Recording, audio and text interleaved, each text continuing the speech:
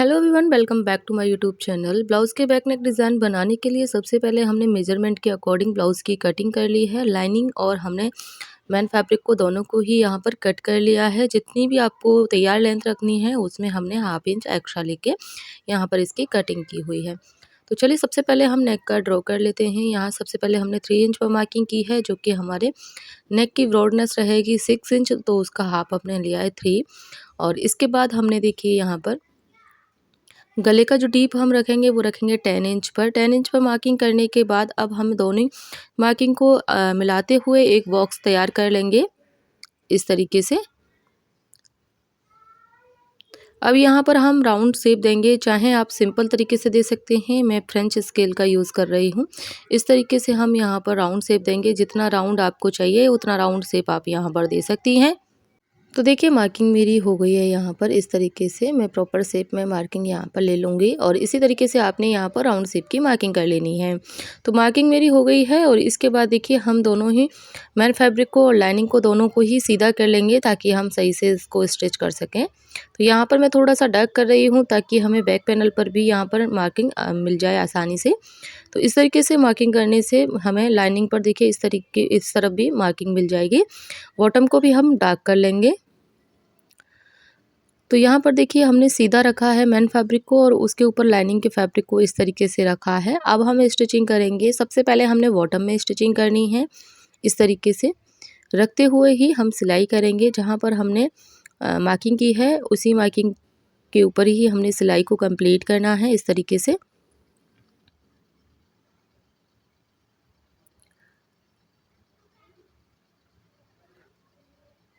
तो यहाँ पर देखिए बॉटम की जो सिलाई है कंप्लीट हो गई है। अब हम गले की सिलाई यहाँ पर लगाएंगे।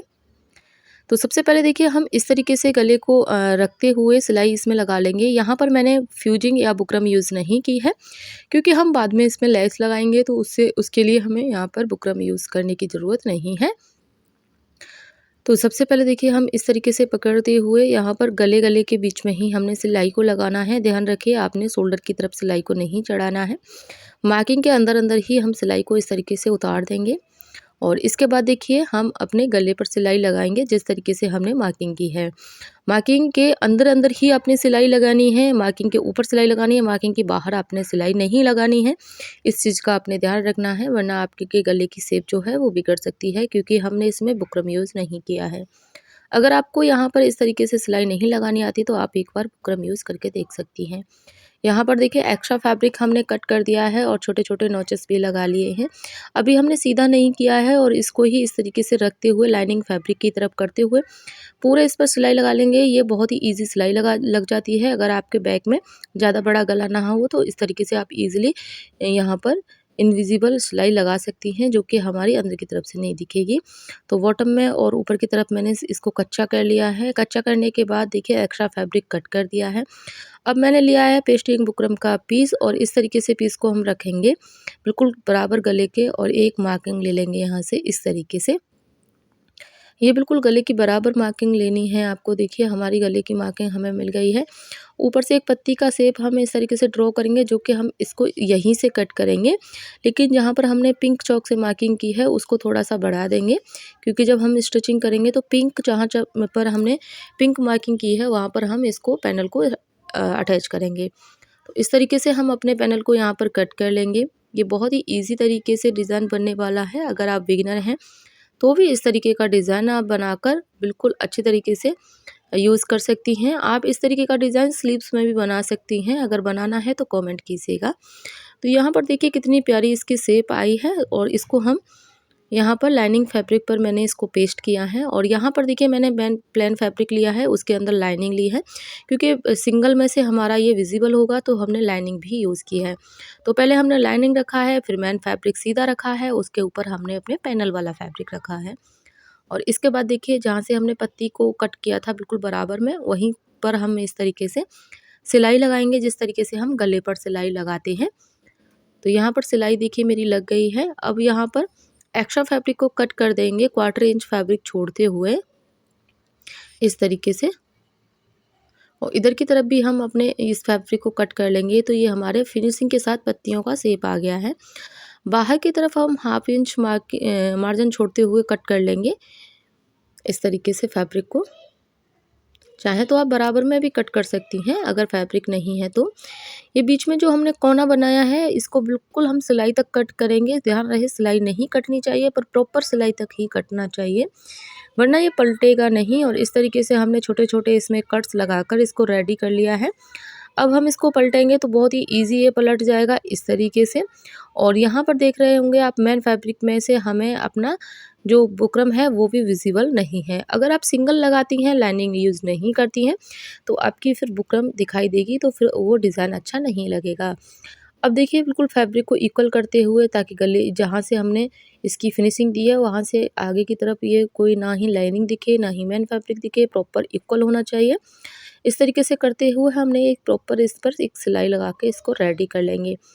तो देखिए इस तरीके से मैं सिलाई लगा रही हूँ, और जो सिलाई ये लगा रही हूँ मैं लगा रही हूँ बुकरम के ऊपर, क्योंकि ये हमारा पैनल है। पैनल के ऊपर हमारी सिलाई आएगी। तो एक बार सिलाई हम इसके ऊपर भी लगा देते हैं, क्योंकि जब हम इस पर डोरी का वर्क करेंगे तो ये फिर सही से नहीं हो पाएगा। तो मैंने यहाँ पर एक रफ स्टिच लगा दिया, जिसको बाद में आपको निकालने की ज़रूरत नहीं होगी। यहाँ पर देखिए मैंने डोरी ली हुई है, डोरी को हमने डबल फोल्ड कर लिया है, और इस तरीके से हम पहले इसको इस तरीके से रखेंगे।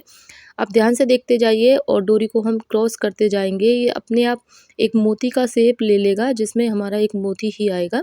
तो हम छोटा छोटा इसको फोल्ड करते जाएंगे, और यहाँ पर इसको बिल्कुल आपको इसको आराम से करना है। मैंने वीडियो को फास्ट कर दिया है ताकि वीडियो बड़ी नहीं हो, लेकिन आपको आराम से करना है। जिस तरीके से हमारा गुलाई में लीफ आई हुई है, पत्ती का शेप आया है, सेम उसी की गुलाई में हमने ये इस सारी तरीके से इसकी जो हमने लेस को क्रॉस करते हुए डिज़ाइन बनाया है, इस तरीके से बनना चाहिए।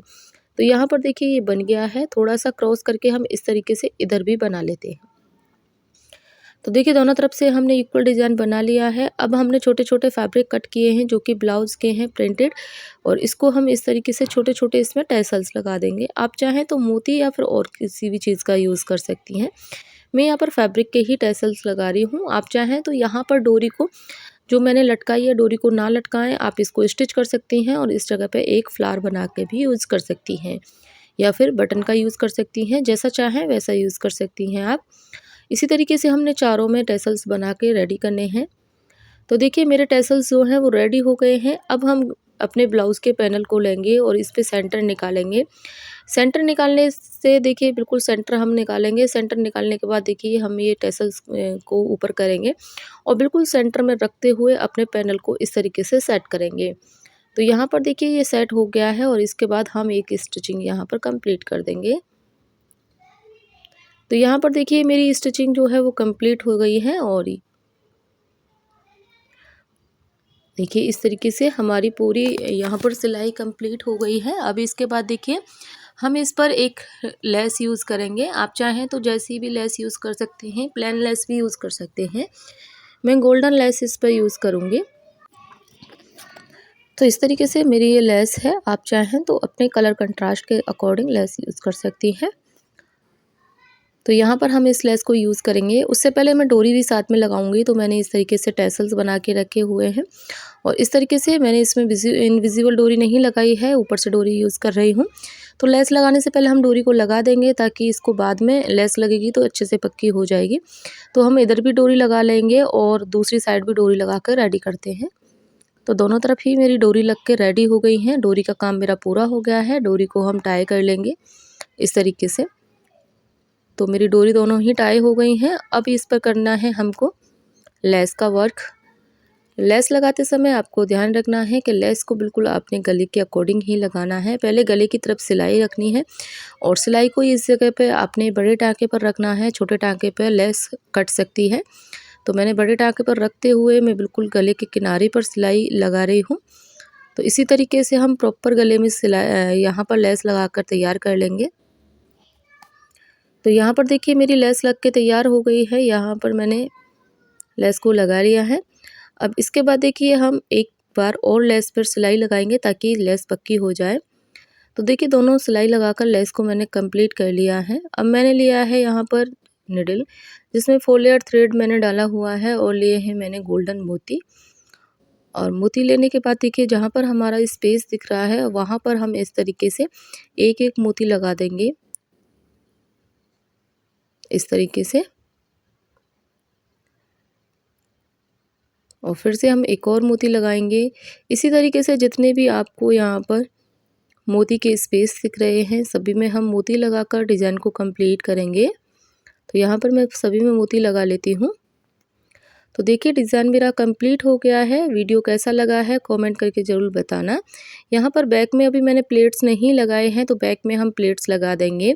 उम्मीद करती हूँ आपको वीडियो अच्छी लगी होगी। वीडियो अच्छी लगी है तो लाइक शेयर, चैनल को ज़रूर सब्सक्राइब करें।